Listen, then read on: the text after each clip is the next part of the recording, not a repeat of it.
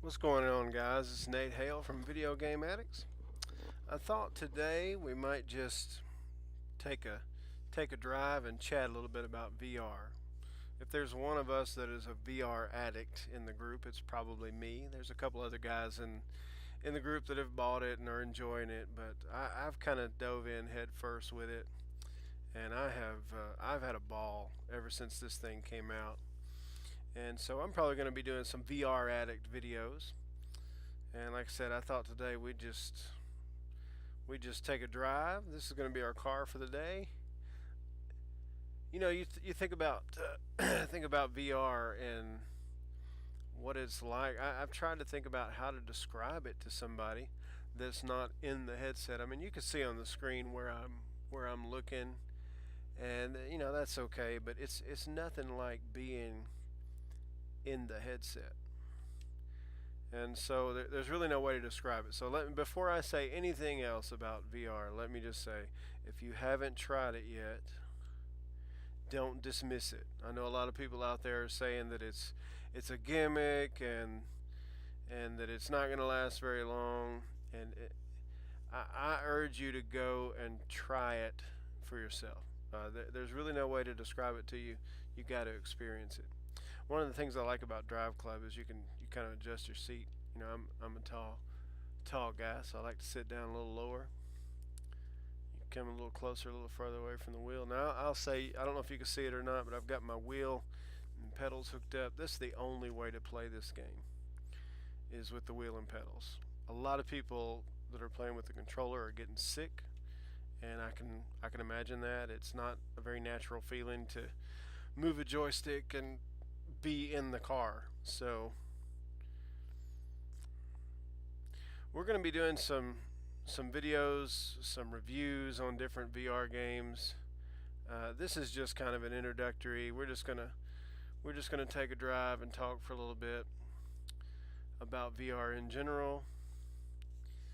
But I will say that last year I picked up the Google Cardboard. I bought one of the headsets off of Amazon.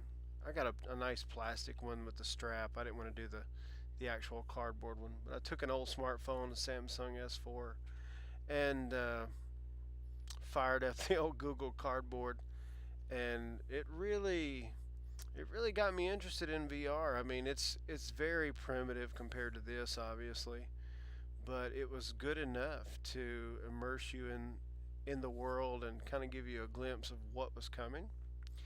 And I realized that the HTC Vive and the Oculus Rift, that the resolution is better, and the people that have tried those said that it's a better experience. But I have been ecstatic with my PSVR. I've dove in head first, and I've enjoyed just about every game I've played, and I've been lucky. I haven't gotten sick at all. A lot of people are getting motion sickness, getting headaches, getting the VR sweats. I have been lucky so far. I haven't gotten any of that. Now you can see probably on the screen there when I look around, check out the scenery, just look out the window, get back on the road. Uh, I can't say enough that there's no way for me to accurately describe this to you. You just need to experience it. Go to a buddy's house that's got it.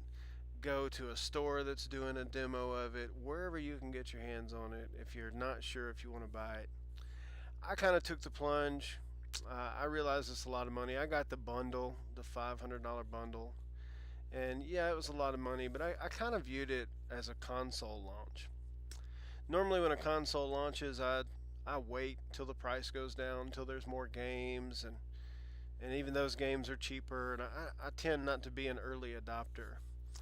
But honestly, I have to say, Sony, your best advertisement to me for PSVR was Google Cardboard, because I thought, if this is this awesome, how cool is PSVR going to be? And so turns out I was right. PSVR is awesome.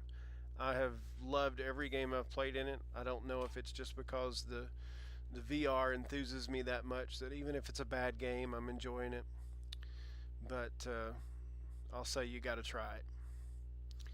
Now we're going to be doing some other VR Addict videos, and we'll be reviewing some games and doing some more thorough discussions about those games. But today I just thought we'd talk a little bit about VR and what this is like, and just to say that when you're inside the headset, you are literally in that world. Now, the graphics are not the greatest. The Oculus and the HTC Vive have crisper graphics. I hear that they've got some more realistic looking worlds. And the resolution is not as crisp as a normal PS4 game, but it's real enough.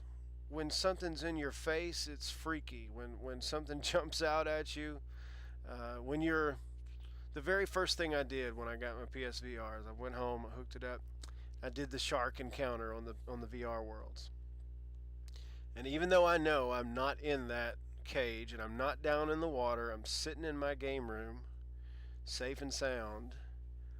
I still, when that shark snaps at you, you still pick your legs up. It's real enough, and I can't wait for PSVR 2.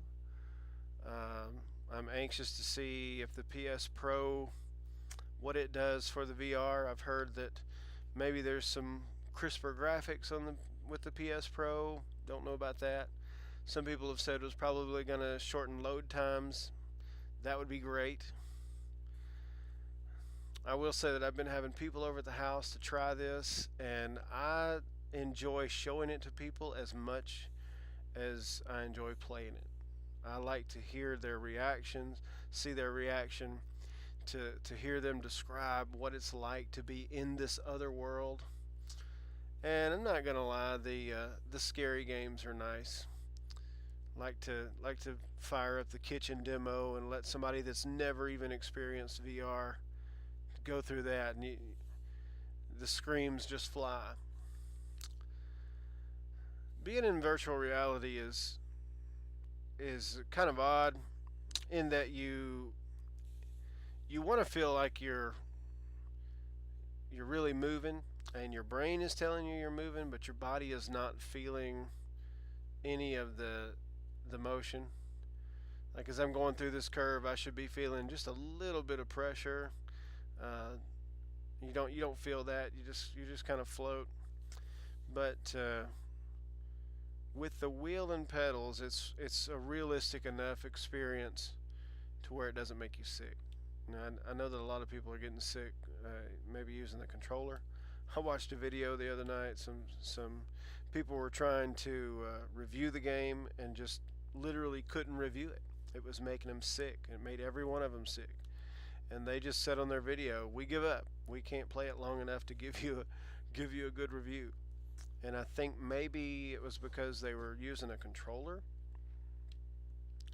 I guess that's what it was.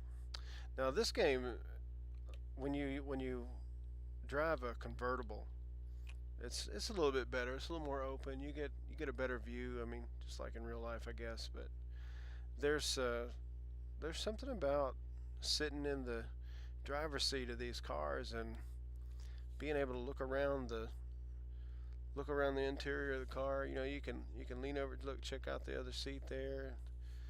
Uh, it's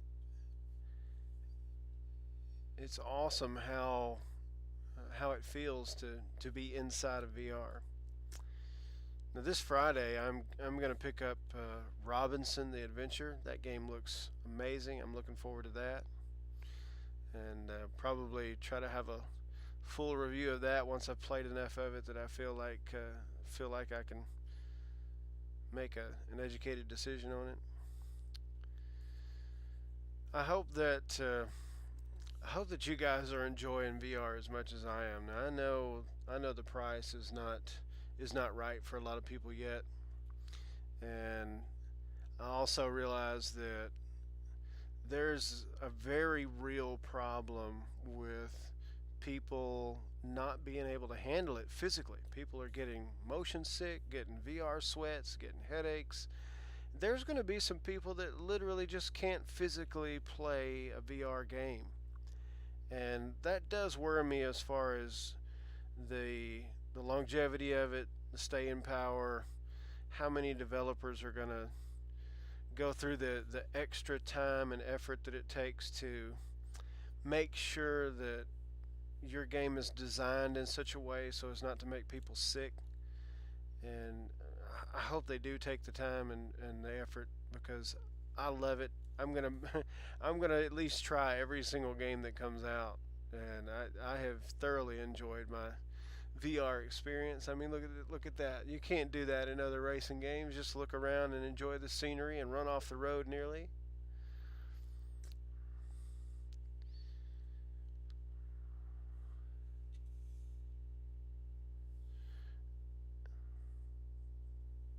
And I will say, if I didn't say it before, I'll say it again, I guess. But just seeing the game, seeing somebody play the game, and watching the screen, and of course you can see on the screen behind me wherever I look, you can see it. But it's not the same as being inside the headset.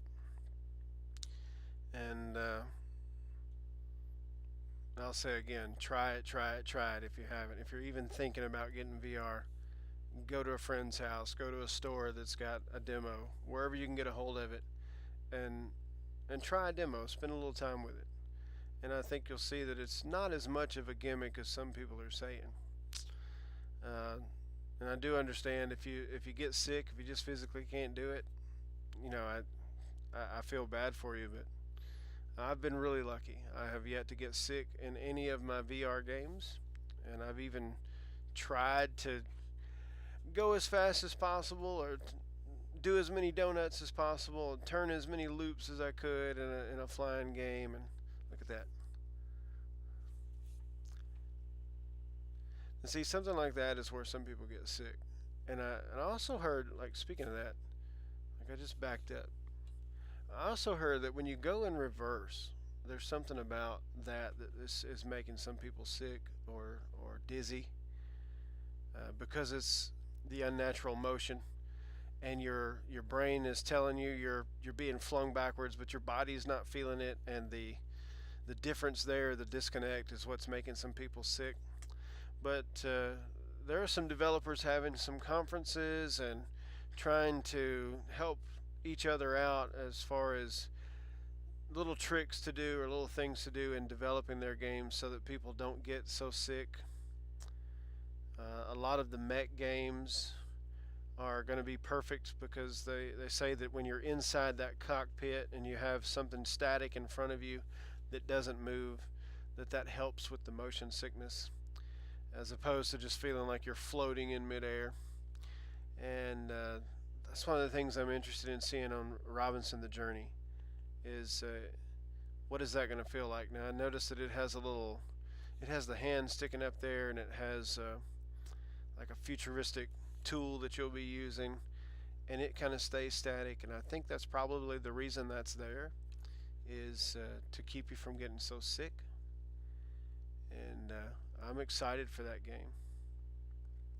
Well, look, I don't want to take up any more of your time. I hope that you take the time to try VR. If you have tried VR, sing its praises to everyone. Everybody go out and buy VR, buy the games, encourage the developers to keep developing, show them that there's money to be made in it. And if we don't do that, if people don't buy it, people don't buy the games, we won't get the staying power that we want. We may not get PSVR 2. And if we'll spend some money on it, if they see there's money to be made, they'll keep making it and keep making it better. And I can already see that there's improvements that need to be made, but even in this iteration of it, it's amazing. And there are some people saying, look, we need wireless headsets. I would agree. That's probably my favorite thing about the phone VR is that it is wireless. I wish the graphics were higher quality in the phone VR, but it serves a purpose. And I'll say that, I mentioned last year that I tried out the smartphone VR, just the Google Cardboard. If you've never tried virtual reality at all, go and buy $20 headset, plop your phone in it, check out some of the VR apps. It'll get you hooked, or it'll let you know that you get motion sickness every time you get into virtual reality. So either way, you'll kind of get a sense of what it's like. But go try the PSVR. Don't dismiss it. Don't listen to these people that are saying it's just a gimmick. It's like the Wii mode or like motion controls. It's nothing like those. It literally is a whole new world. So I hope you get a chance to try it. And I appreciate you sticking with me this long, listen to me ramble, and driving along with me today. And we'll catch up with you later.